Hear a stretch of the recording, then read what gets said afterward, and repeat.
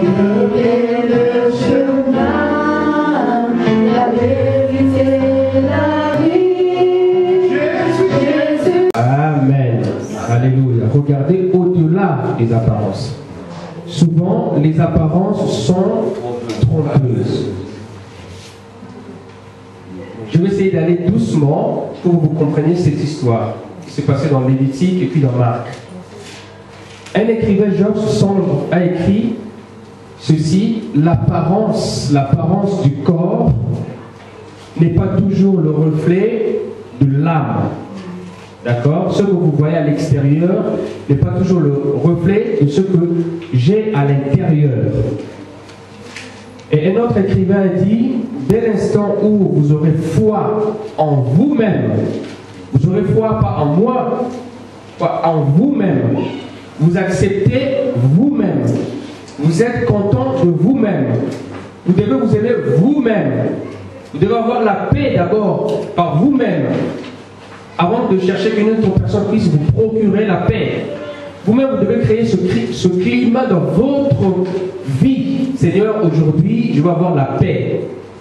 Alors il dit, dès l'instant où vous aurez foi en vous-même, vous saurez comment vivre. Voilà. Amen. Donc vous êtes sûr de vous-même et vous êtes sûr de ce que vous faites. Vous saurez maintenant comment vivre. Comment vivre dans la société, comment vivre dans la maison. Nous avons alors 3 catégories d'individus. Ça, c'est trop fort. Là moi, je dis c'est trop fort. 3 catégories d'individus. Notez bien, ceux qui subissent les événements. Il y a des gens qui subissent les événements. Ils ne savent rien faire. Deuxième, ceux qui influencent les événements. Et troisième, ceux qui ne savent même pas qu'il y a des choses qui se passent autour d'eux.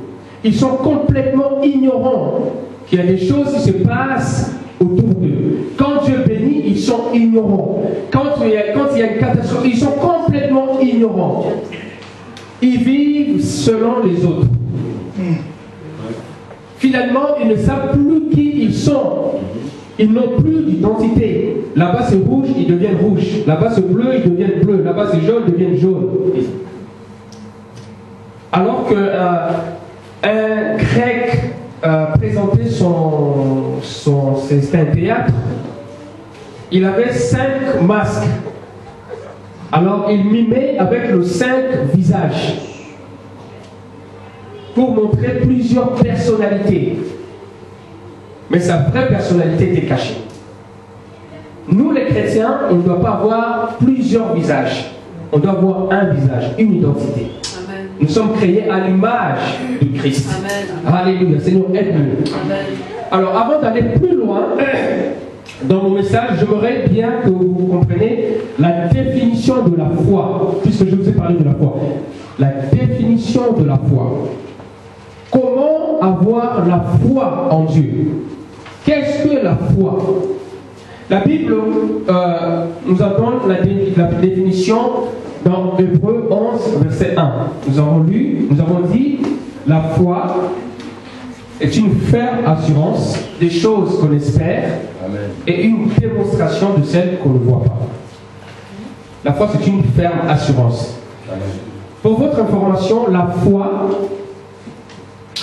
apparaît 244 fois dans l'Ancien Testament. Donc Dieu a donné beaucoup d'importance à ce sujet, la foi. On doit avoir la foi. On ne doit pas tout le temps être découragé. On doit s'appuyer sur celui qui rémunère notre foi. Amen. Et son nom, c'est Jésus-Christ. La foi est une attitude à l'égard de Dieu. Ça déclenche les bénédictions de Dieu envers nous. Quand Dieu regarde, il dit, trouverai-je la foi sur terre? Amen. Il regarde une personne qui a la foi, une personne qui prie, une personne qui intercède pour les autres, il a la foi. Amen. Et là, la foi, et Dieu maintenant agit. Nous bougeons la main de Dieu quand nous agissons avec foi. Amen. C'est vrai. Alléluia. Amen. Amen. Merci Seigneur.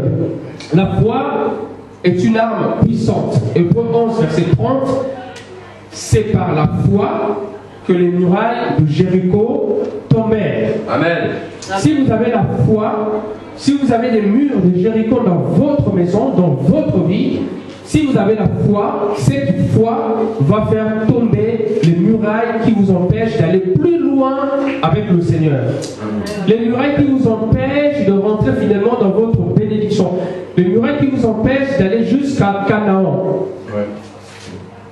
Là où coule le lait et le miel. Oh Seigneur, aide-nous à avoir la foi.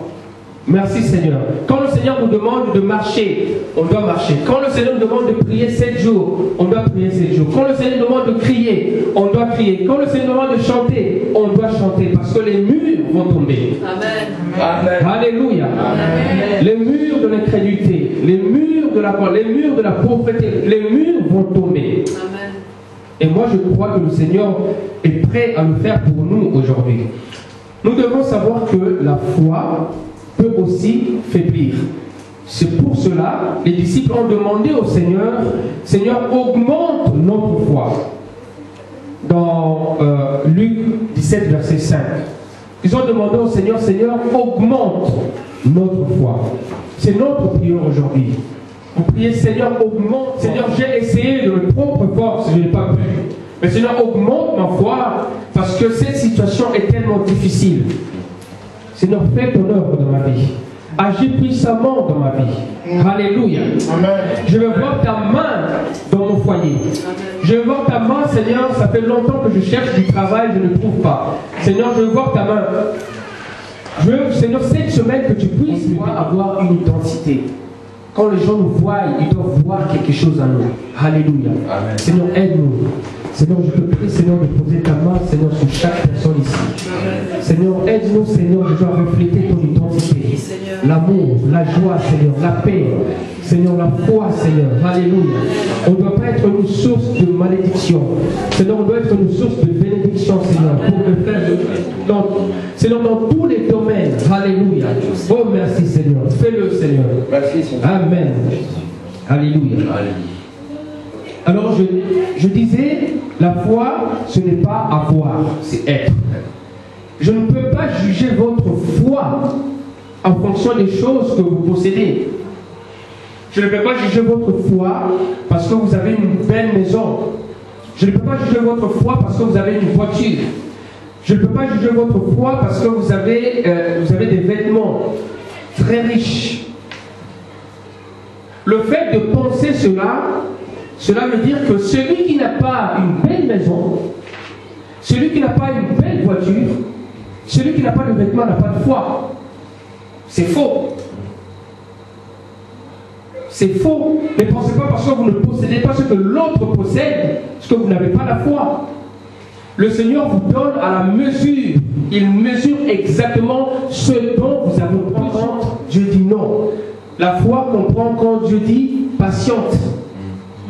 Parce qu'il sait ce qu'il y a de mieux pour chacun et chacune d'entre nous. Amen. Il est le maître des temps et des circonstances. Amen. Il nous a précédés. Amen. Alléluia. Amen. La foi comprend que Dieu veut nous bénir et qu'il a la puissance pour le faire. Alléluia. Je connais mon Dieu, je sais qu'il est l'omnipotent, il est omniprésent. Alléluia. Il est omnipotent, omniprésent et omniscient. Et je sais qu'il peut tout, il voit tout, il connaît tout, il maîtrise tout, il a toutes choses entre ses mains. Alléluia. Oh